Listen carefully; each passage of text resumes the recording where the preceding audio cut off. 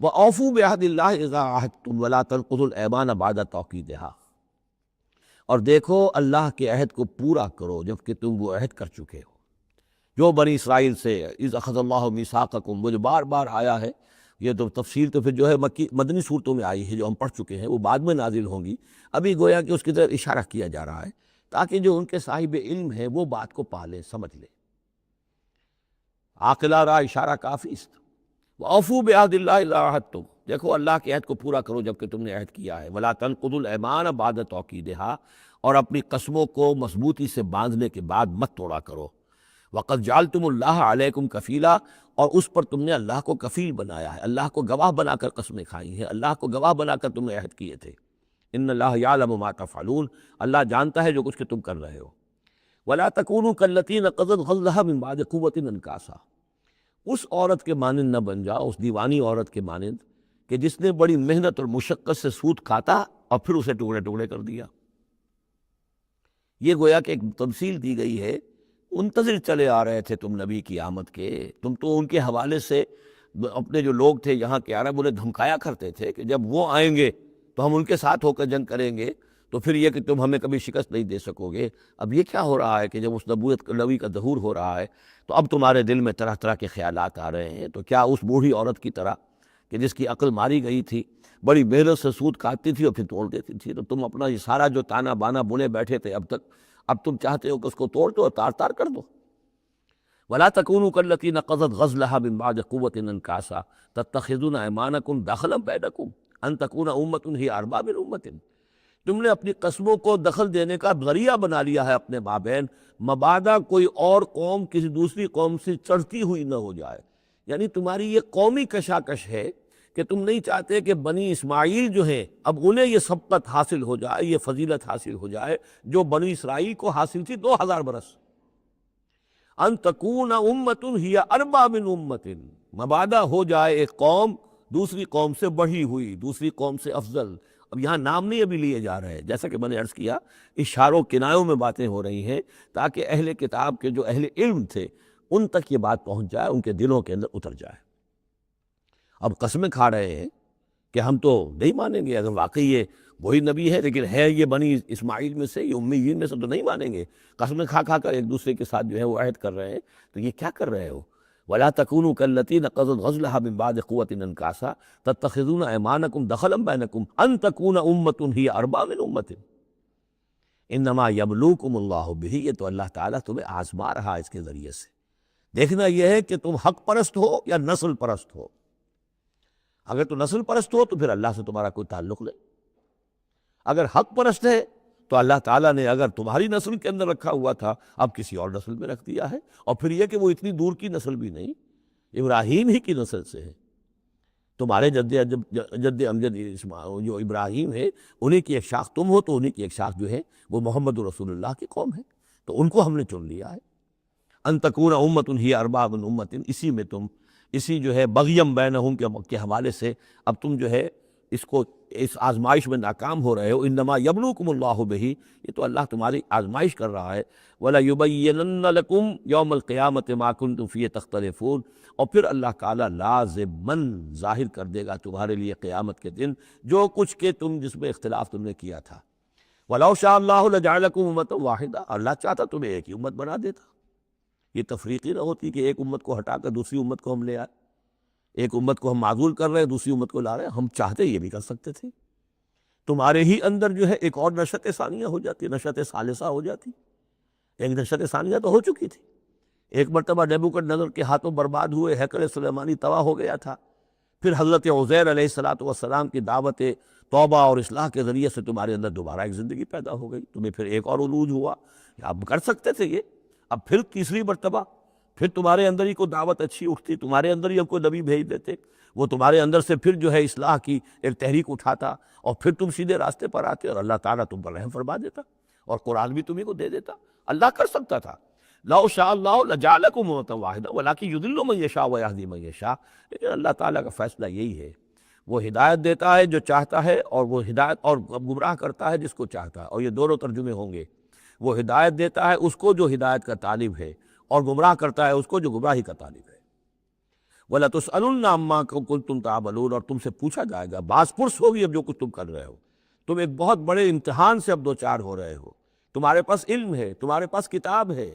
اب وہ انداز یاد کیجئے کہ جو سورہ بقرہ کے 5ویں رکوع میں یا بنی اسرائیل اذکروا نعمتی التی انعمت علیکم واوفوا بعہدی اوف بعہدکم وایای فارہبون وآمنوا بما انزلت مصدقا لما معکم ولا تکونوا اول کافر بہ ولا تشتروا بآیاتی ثمنا قلیلا وایای فاتقون ولا تلبسوا الحق بالباطل وتکتموا الحق وانتم تعلمون۔ وہی تو بات شروع ہوئی کہ اوفوا بعہد اللہ اذا عاہدتم، یا بنی اسرائیل اذکروا نعمتی التی انعمت علیکم واوفوا بعہدی اوف بعہدکم وایای فارہبون۔ یہ در حقیقت یہ آیات جو ہیں یہ تمہید ہیں گویا کہ سورہ بقرہ کے 5ویں رکوع میں جو آیات آئی ہیں ان کی۔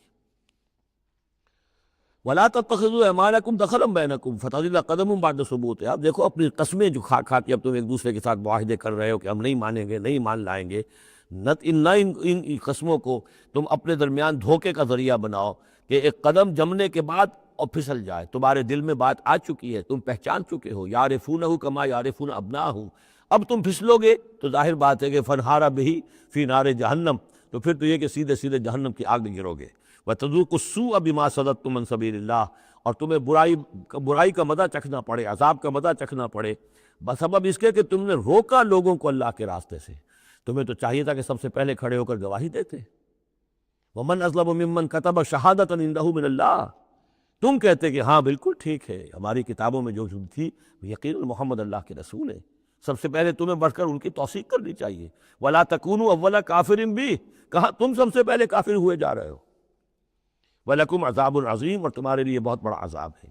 وَلَا تَشْتَرُوا بِعَهْدِ اللَّهِ ثَمَنًا قَلِيلًا، دیکھو اللہ کے اس عہد کو حقیر سی قیمت کے عوض فروخت نہ کرو۔ انما عند اللہ هو خیر لکم، جو کچھ اللہ کے پاس ہے وہ بہت بہتر ہے، جو اس کی نعمتیں ہیں، انعام ہیں، آخرت کی نعمتیں ہیں، جنت کی نعمتیں ہیں، تم ان کو ہاتھ سے دے رہے ہو، گوا رہے ہو، اور دنیا کی یہ تھوڑی سی حیثیت، اپنی مسند، اپنی چودراہٹ، اپنی مشیخیت جو ہے اس کو تم چھوڑنے کو تیار نہیں ہو۔ ان کنتم تعلمون، اگر تم علم رکھتے ہو۔ ما عندکم ینفد وما عند اللہ باق، جو تمہارے پاس ہے وہ ختم ہو جائے گا، اور جو اللہ کے پاس ہے وہ باقی رہنے والا ہے۔ وَلَنَجْزِيَنَّ الَّذِينَ صَبَرُوا أَجْرَهُمْ، اور ہم لازماً دیں گے صبر کرنے والوں کو ان کا اجر، بِأَحْسَنِ مَا كَانُوا يَعْمَلُونَ، ان کے اعمال کے بہترین جو اعمال ہوں گے، جو کچھ وہ کر رہے ہیں ان میں سے بہترین اعمال کے حساب سے انہیں اجر دیں گے۔ یعنی ہر نیکوکار کے سارے اعمال ایک درجے کے نہیں ہوتے، کبھی چھوٹی نیکی کی ہے، بڑی نیکی کی ہے، لیکن ہم ان کا مقام ان کی بڑی نیکیوں کے حوالے سے معین کریں گے۔ من عمل صالحا من ذکر او انثی وہو مومن، جس نے بھی نیک عمل کیا، خواہ وہ مرد ہو خواہ عورت، لیکن ہو مومن، فَلَنُحْيِيَنَّهُ حَيَاةً طَيِّبَةً، ہم اسے زندہ رکھیں گے دنیا میں بڑی پاکیزہ زندگی، اسے دل کا سکون ہوگا۔ الا بذکر اللہ تطمئن القلوب، ان کے لیے نہ خوف ہوگا نہ کوئی حزن ہوگا۔ الا ان اولیاء اللہ لا خوف علیہم ولا هم يحزنون وَلَنَجْزِيَنَّهُمْ أَجْرَهُمْ بِأَحْسَنِ مَا كَانُوا يَعْمَلُونَ، ہم انہیں دنیا کے اندر بھی زندگی جو دیں گے وہ بڑی پاکیزہ زندگی ہوگی، چاہے روکھی سوکھی کھا رہے ہوں لیکن صبر و شکر کی زندگی ہوگی، دل مطمئن ہوں گے، دل میں غنا ہوگا۔ الغنا غنا النفس، حضور نے فرمایا اصل جو ہے امیری وہ تو دل کی امیری ہے، دل غنی ہے انسان غنی ہے، اور کروڑوں روپے رکھتا ہے پھر بھی اس کے اندر لالچ ہے تو وہ فقیر ہے۔ وَلَنَجْزِيَنَّهُمْ أَجْرَهُمْ بِأَحْسَنِ مَا كَانُوا يَعْمَلُونَ، ان کو جو بدلہ ہم دیں گے تو وہ ان کے جو بہترین اعمال ہوں گے ان کے حوالے سے۔ فَإِذَا قَرَأْتَ الْقُرْآنَ فَاسْتَعِذْ بِاللَّهِ مِنَ الشَّيْطَانِ الرَّجِيمِ، تو جب آپ قرآن پڑھا کیا کریں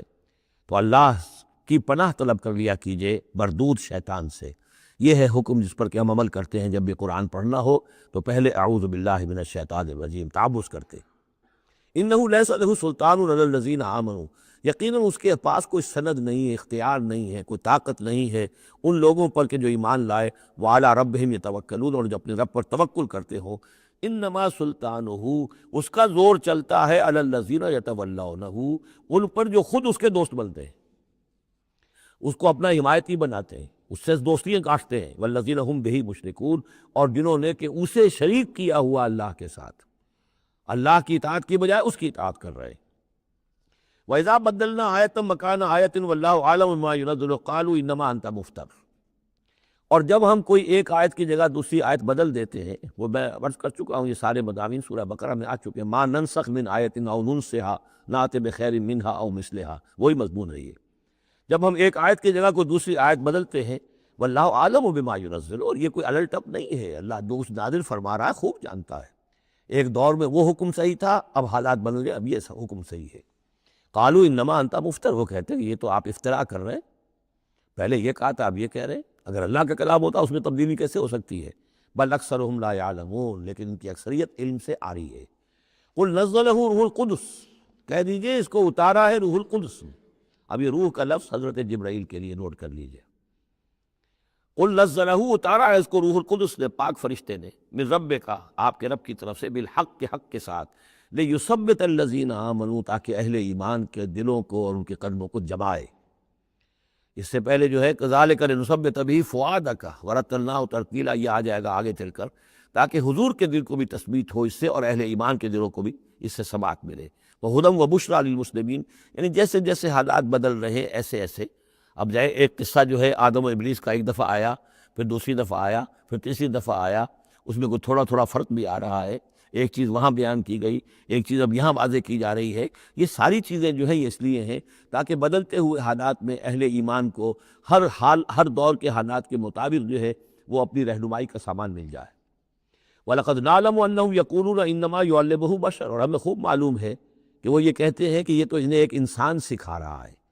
کوئی شخص ہے، کوئی عجمی ہے، کوئی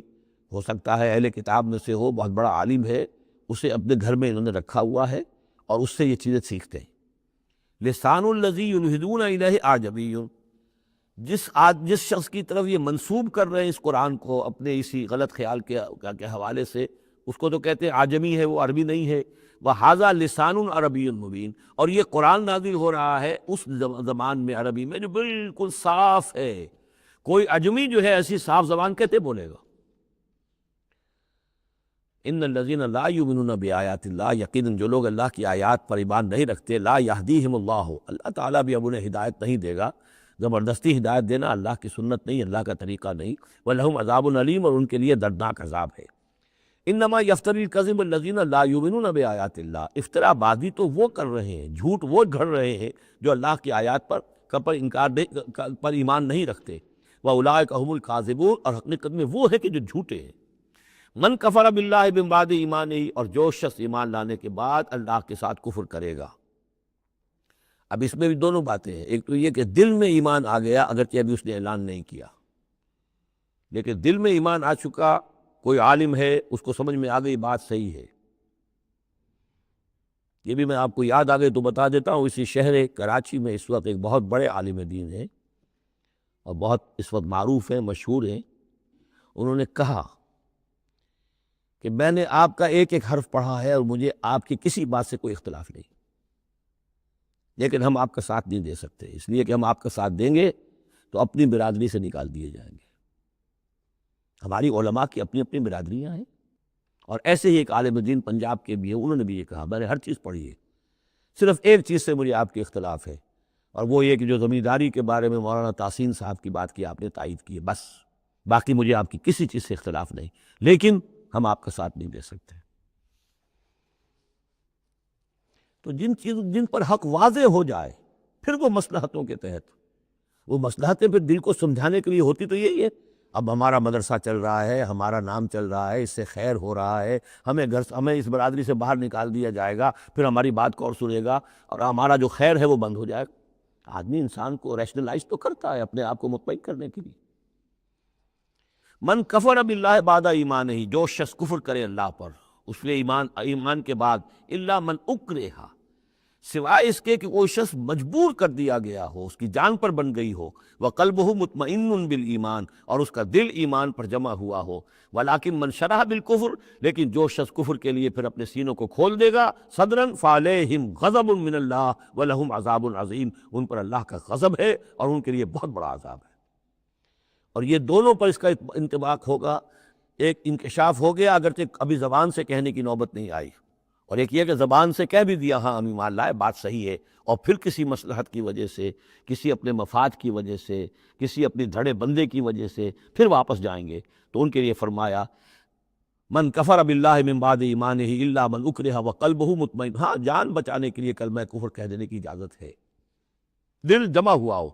وقلبہ مطمئن بالایمان، ایمان پر دل جمع ہوا، ٹھک ہوا، صرف جان بچانے کے لیے رخصت ہے، کہ کلمہ کفر کہہ کے جان بچا لو۔ ولیکن من شرح بالکفر صدرا، لیکن جو ان کا سینہ پھر کھل جائے کفر کے لیے اثر نو، وہ اپنے اسی پیشہ ورانہ ضرورتوں کے تحت، فعلیہم غضب من اللہ ولہم عذاب عظیم، ان پر تو غضب ہے اللہ کا اور ان کے لیے بہت بڑا عذاب ہے۔ ذالک بانہم استحبوا الحیات الدنیا علی الآخرہ، یہ اس لیے کہ انہوں نے دنیا کی زندگی کو پسند محبوب رکھا،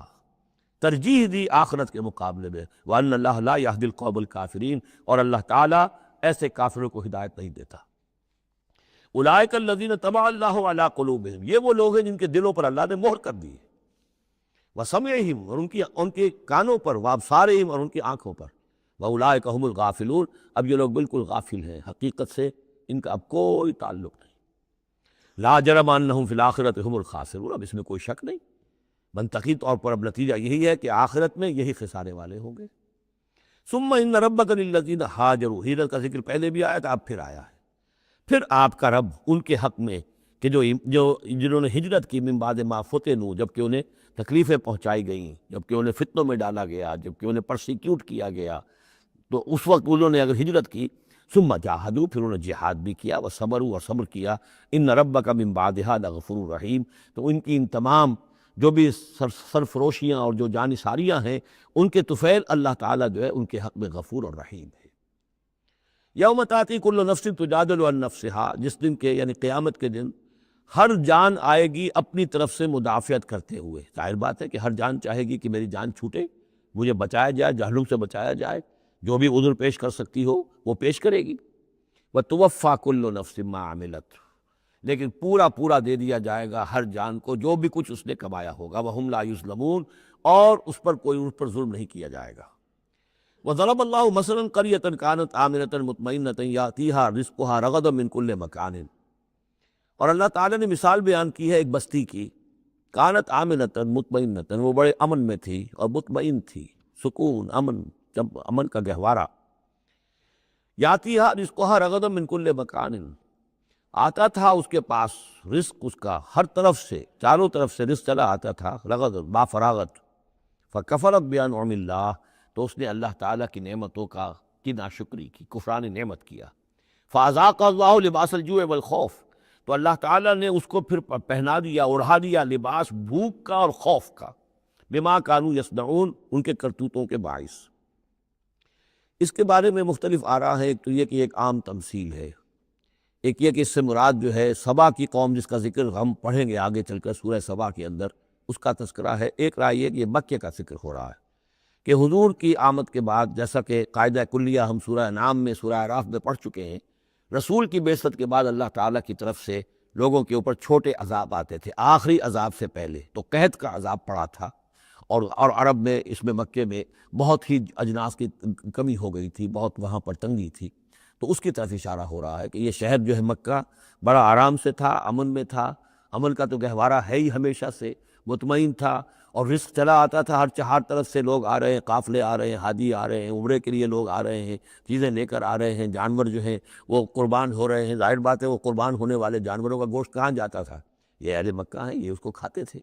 تو یہ ساری رزق ان کے پاس فراوانی چلا آتا تھا، لیکن اس شہر کے لوگوں نے پھر اللہ کی نعمت کا، انعامات کا انکار کیا اور کفران نعمت کیا، تو اللہ نے انہیں خوف اور بھوک کا لباس پہنا دیا ان کے کرتوتوں کے سوائے۔ بس اسی آیت کے حوالے سے میں نے یہاں کراچی میں تقریریں کی تھی، کافی پرانی بات ہے، جب کراچی میں جو حالت ہو گئی تھی، کہاں یہ عروس البلاد کراچی، پھر یہاں کی فراوانی، ہر طرح کا پورے پاکستان میں جو پھل بہترین ہوتا ہے وہ یہاں آپ کو ملتا ہے، یہاں سستی چیزیں ملتی ہیں، یہاں جابز ہیں، کام ہے، لیکن پھر یہ ایک زمانہ جو کراچی پر گزرا ہے، خدا نہ کرے پھر دوبارہ آ جائے، لیکن ایک دور تو ایسا آ گیا تھا کہ اذاقہ اللہ لباس الجوع والخوف، بھوک اور خوف، کاروبار ٹھپ، اور بد امنی، ڈاکے، کڈنیپنگز، قتل و غارت، وہ جو حال اس کراچی کا ہو گیا تھا اس کو ذرا یاد کیجئے، بالکل وہ نقشہ ہے یہ۔ ضرب اللہ مثلا قریۃ کانت آمنۃ مطمئنۃ یاتیہا رزقہا رغدا من کل مکان فکفرت بانعم اللہ فاذاقہا اللہ لباس الجوع والخوف بما کانوا یصنعون۔ تو یہ ایک عام تمثیل بھی ہو سکتی ہے، جیسے کہ کراچی کی اس وقت کی صورتحال پر منطبق ہو گئی، لیکن یہ کہ تفسیر کے حوالے سے اور جسے تعویل خاص ہم کہتے ہیں، اس میں یہ یقیناً اشارہ ہے مکے ہی کی طرف۔ وَلَقَدْ جَاءَهُمْ رَسُولٌ مِّنْهُمْ فَكَذَّبُوهُ، ان کے پاس ان کے رسول آئے، انہوں نے جھٹلا دیا ان کو، فَأَخَذَهُمُ الْعَذَابُ وَهُمْ ظَالِمُونَ، تو عذاب نے انہیں آ پکڑا اور وہ ظالم تھے، گناہگار تھے۔ فَكُلُوا مِمَّا رَزَقَكُمُ اللَّهُ حَلَالًا طَيِّبًا، تو اے مسلمانوں کھایا کرو جو بھی اللہ نے تمہیں رزق دیا ہے اس میں سے جو حلال ہے اور جو پاک ہے کھایا کرو۔ وَاشْكُرُوا نعمت اللہ، پھر نعمت کے لفظ کو نوٹ کیجئے، یہ جو نعمت کے ذریعے سے، اللہ کی نعمتوں کے حوالے سے یہ صورت جو ہے ان کا تذکرہ، مختلف انواع و اقسام کی نعمتیں، مختلف جو دائرے ہیں زندگی کے ان کے حوالے سے۔ وَاشْكُرُوا نعمت اللہ ان کنتم ایاہ تعبدون، اور اللہ کی نعمت کا شکر کرو اگر تم واقعتاً اسی کی بندگی کرتے ہو۔ انما حرم علیکم المیتۃ والدم ولحم الخنزیر وما اہل لغیر اللہ بہ، اللہ تعالیٰ نے حرام تو تم پر کیا ہے کھانا مردار کا اور خون کا اور خنزیر کے گوشت کا، اور جو جس پر کہ پکارا گیا ہو اللہ کے سوا کسی اور کا نام۔ یہ آیت کئی دفعہ آ چکی ہے، اب اس میں تفصیل میں جانے کی ضرورت نہیں۔ فمن اضطر غیر باغ ولا عاد، پھر کوئی شخص اضطرار میں ہو، جان پر بن گیا ہو، بھوک سے اور مر رہا ہو، تو اگر وہ نہ تو اس کی طلب اس کے اندر ہو، نہ جو کم سے کم چیز جتنی کہ کھانے سے جان بچائی جا سکتی ہے اس سے وہ اضافی اور اس سے آگے بڑھے، فإن اللہ غفور الرحیم، تو اللہ اس کے حق میں غفور اور رحیم ہے۔ وَلَا تَقُولُوا لِمَا تَصِفُ أَلْسِنَتُكُمُ الْكَذِبَ هَذَا حَلَالٌ وَهَذَا حرام، اور دیکھو اپنی زبانوں میں جیسے منہ میں آئے نہ بک دیا کرو کہ یہ حلال ہے یہ حرام ہے، یہ تو اللہ کا فیصلہ ہوتا ہے۔ تم جو اپنی منہ سے کہہ دیتے ہو، اپنی زبانوں سے جو چاہ کہہ دیا، تو یہ بغیر دلیل کے، بغیر سند کے نہیں۔ اللہ تعالیٰ یہ حلت اور حرمت، تحلیل اور تحریم، یہ اللہ کا اختیار ہے۔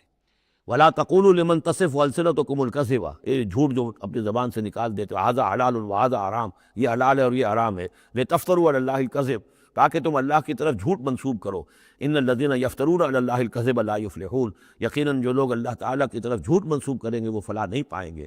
متاع قلیل، یہ سب برتنے کا سامان ہے، دنیاوی ضروریات ہے، تھوڑی سی دیر کے لیے فائدہ اٹھا لو، وَلَهُمْ عَذَابٌ أَلِيمٌ، پھر ان کے لیے دردناک عذاب ہے۔ وَعَلَى الَّذِينَ هَادُوا حَرَّمْنَا مَا قَصَصْنَا عَلَيْكَ مِن قَبْلُ، اور یہودیوں پر ہم نے بعض چیزیں حرام کر دی تھیں جن کی کہ تفصیل ہم پہلے آپ کو بتا چکے ہیں، یہ آ چکا ہے اس سے پہلے، کہ ان کے لیے ایک تو یہ کہ حضرت یعقوب نے چونکہ اونٹ کا گوشت اپنے اوپر خود حرام کر لیا تھا تو وہ معاملہ چلتا رہا۔ اس کے علاوہ بھی یہ ہے کہ جو چربی ان پر حرام کی گئی تھی مختلف چیزوں حیوانات کی۔ وَعَلَى الَّذِينَ هَادُوا حَرَّمْنَا مَا قَصَصْنَا عَلَيْكَ مِن قَبْلُ وَمَا ظَلَمْنَاهُمْ، اور ہم نے ان پر کوئی ظلم نہیں کیا، اور ہم نے ان پر کوئی ظلم نہیں کیا، وَلَٰكِن كَانُوا أَنفُسَهُمْ يَظْلِمُونَ، بلکہ یہ ظلم انہوں نے خود اپنے اوپر ڈھائے۔ ثُمَّ إِنَّ رَبَّكَ لِلَّذِينَ عَمِلُوا السُّوءَ بِجَهَالَةٍ، پھر آپ کا رب ان لوگوں کے حق میں کہ جو کہیں غلطی سے، جہالت سے، نادانی سے، جذبات کی رو میں بہہ کر کوئی برا کام کر بیٹھے، ثُمَّ تَابُوا مِن بَعْدِ ذَلِكَ وَأَصْلَحُوا، پھر وہ توبہ کرے اور وہ اصلاح کر لیں، اس غلط کام کو چھوڑ دیں، حرام خوری سے باز آ جائیں، غلط کام جو ہے تج دیں ان کو۔ ان ربک من بعدہا، اگر وہ یہ شرطیں پوری کر دیں تو پھر آپ کا رب اس کے حق میں بھی، ان کے حق میں بھی غفور اور رحیم ہے۔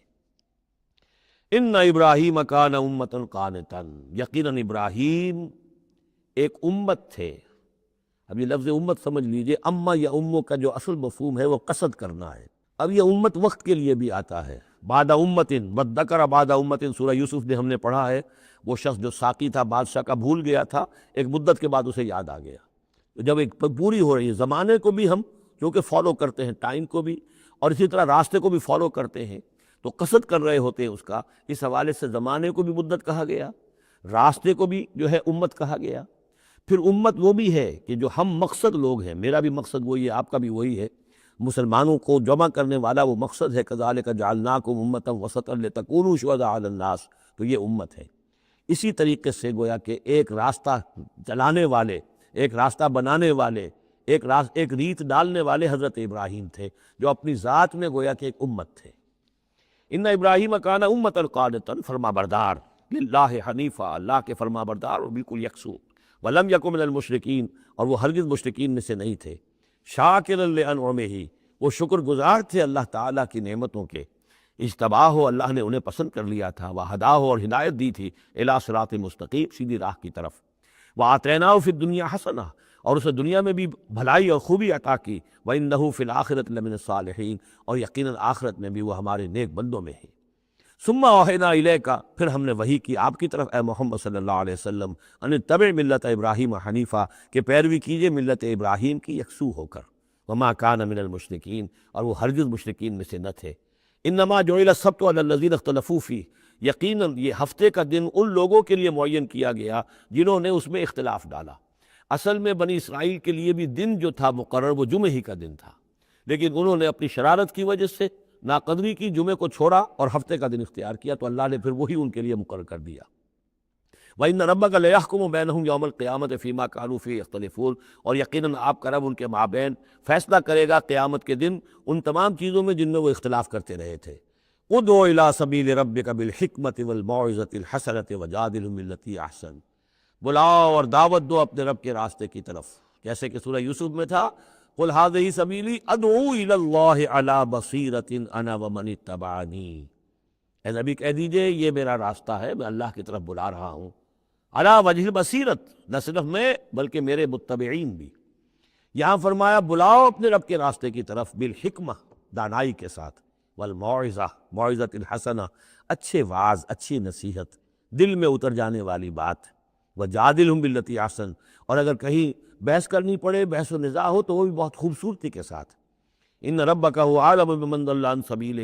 یقیناً آپ کا رب خوب واقف ہے ان سے کہ جو اس کے راہ سے بھٹک گئے ہیں، وہو اعلم بالمہتدین، اور وہ خوب جانتا ہے ان کو بھی کہ جو ہدایت کی راہ پر ہیں۔ وَإِنْ عَاقَبْتُمْ، اور اے مسلمانوں اگر تمہیں بدلہ لینا ہو، فَعَاقِبُوا بِمِثْلِ مَا عُوقِبْتُمْ بِهِ، تو بس اتنا ہی ویسا ہی کام کیا کرو جیسا کہ تمہارے اوپر زیادتی کی گئی، جیسا بھی اس سے آگے بڑھ کر نہیں۔ وَلَئِنْ صَبَرْتُمْ، اور اگر تم صبر کر لو، لَهُوَ خَيْرٌ لِّلصَّابِرِينَ، تو یہ تمہارے یہ صبر کرنے والوں کے حق میں بہتر ہے۔ وَاصْبِرْ، اور آخری حکم ہے حضور کو اور حضور کی حکومت کے وساطت سے تمام مسلمانوں کو، وَاصْبِرْ وَمَا صَبْرُكَ إِلَّا بِاللَّهِ، صبر کیجئے اور آپ کا صبر جو ہے اللہ کے سہارے پر ہے۔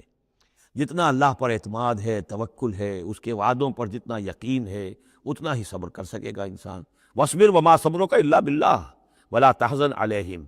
اور اب ان کے بارے میں آپ رنجیدہ نہ ہوں کہ یہ لوگ اپنے کرتوتوں کی وجہ سے عذاب کے مستحق ہو چکے ہیں۔ وَلَا تَكُ فِي ضَيْقٍ مِّمَّا يَمْكُرُونَ، اور جو چالیں یہ چل رہے ہیں، سازشیں کر رہے ہیں، بیٹھ کے تدبیریں کر رہے ہیں، آپ کو اطلاعات پہنچتی ہے، ان سے بھی آپ دل تنگ نہ ہوں، آپ کے دل میں اس کی وجہ سے کوئی رنج نہ آئے۔ ان اللہ مع الذین اتقوا، اللہ ساتھ ہے اہل تقویٰ کے، ان کی چالیں کیا کریں گی؟ کیا ڈر ہے اگر ساری خدائی ہے مخالف، کافی ہے اگر ایک خدا میرے لیے ہے۔ ان اللہ مع الذین اتقوا، اللہ ساتھ ہے ان کے کہ جنہوں نے تقویٰ کی روش اختیار کی، والذین هم محسنون، اور وہ لوگ کہ جو تقویٰ کے راستے پر چلتے ہوئے درجہ احسان پر فائز ہو گئے، اللہ کی معیت اور نصرت اور تائید اور اللہ کی طرف سے ہر وقت ان کی جو مدد ہے وہ شامل حال رہے گی۔ بارک اللہ لی ولکم فی القرآن العظیم ونفعنی وإیاکم بالآیات والذکر الحکیم۔